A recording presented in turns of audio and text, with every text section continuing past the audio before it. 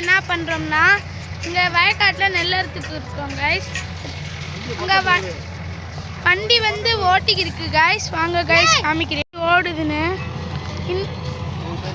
இது வந்து எங்கள் அப்பா கைஸ். எங்கள் தாத்தா வந்து நெல் பிடிக்கிறாரு கைஸ். தாத்தா ஹாய் சொல்லு தாத்தா. பாருங்க கைஸ் பாதி வேலை முடிச்சு கைஸ். இதில் கைஸ் கொஞ்சம் வேலை தான் கைஸ் இருக்கு. இது முடிச்சா பாருங்க கைஸ் இப்படி வண்டி ஓடுதுன்னு. சூப்பராக ஓட்டுறாரு கைஸ்.